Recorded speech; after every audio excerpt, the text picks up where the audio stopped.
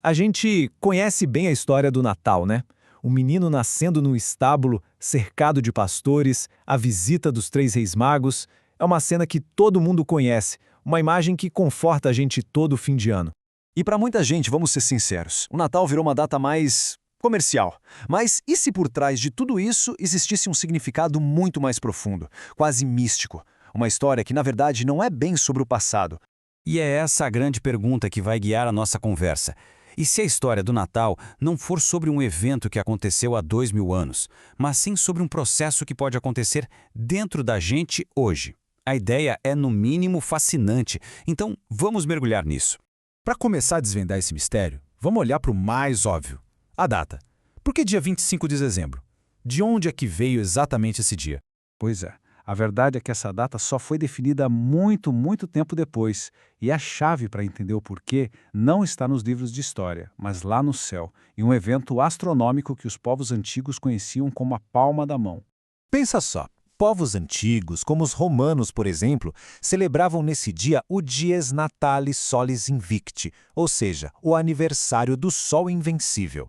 Para eles, era o renascimento da luz, a grande promessa de que depois do inverno rigoroso, a vida voltaria com força total. Faz todo sentido, né? E é aqui que a coisa fica ainda mais interessante. O Sol físico, aquele que a gente vê no céu, sempre foi usado como um símbolo para um conceito bem mais profundo: o Cristo Sol espiritual. A jornada do Sol no céu era vista como um espelho da jornada da nossa própria alma em busca de iluminação. Ok, então, a data é simbólica, o Sol é simbólico e o resto da história. O que acontece quando a gente olha para toda aquela cena do presépio com essa mesma lente, com esse olhar simbólico? Vamos ver? Vamos começar pelo local. Segundo essa visão, Belém não é um ponto no mapa, mas um estado interior. O nome viria de uma raiz antiga que significa torre de fogo, simbolizando o nosso trabalho com uma energia interna, um fogo sagrado de purificação. E o estábulo onde tudo acontece? Bem, o estábulo seria a nossa própria mente. Agora, se o estábulo é a nossa mente, o que seriam os animais que vivem lá dentro, hein? E aqui está um ponto fundamental, olha só. O Cristo criança não nasce num lugar perfeito e puro. Ele nasce justamente no nosso estábulo interior, no meio do caos dos nossos desejos, das nossas paixões, da nossa natureza humana que ainda precisa ser trabalhada. E essa lógica simbólica vai longe, viu? Ela se estende até para as decorações que a gente usa. A árvore de Natal, por exemplo, se torna um verdadeiro mapa do nosso potencial espiritual. Agora, vamos falar daquelas figuras que talvez sejam as mais misteriosas e incompreendidas de toda a história: os três reis magos. E se eles não fossem apenas visitantes, mas sim símbolos de um profundo processo de transformação interior? A chave para decifrar esse enigma não estaria na história, mas na alquimia, aquela antiga arte da transformação interior. Nessa visão, eles não são pessoas, mas fases de um processo. Então, esses magos representariam as três grandes etapas da grande obra, a jornada alquímica. E suas cores não seriam por acaso. Cada uma simboliza um estágio fundamental da purificação da nossa alma. Então, percebe a virada de chave aqui? A grande sacada é esta: os presentes não seriam ouro, incenso e mirra para um bebê de verdade.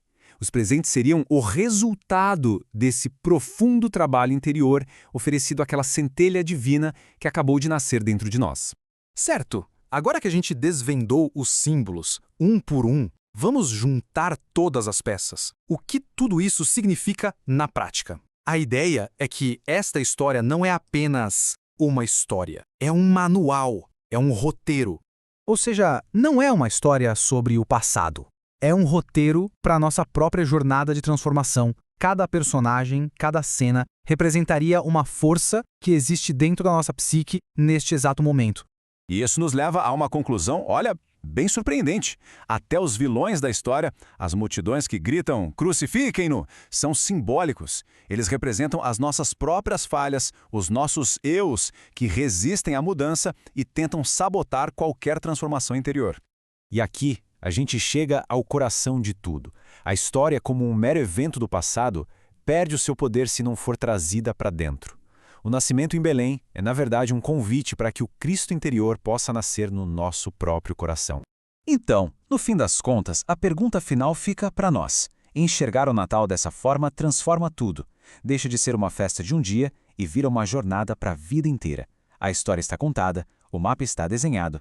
O próximo passo, a jornada, essa depende de cada um.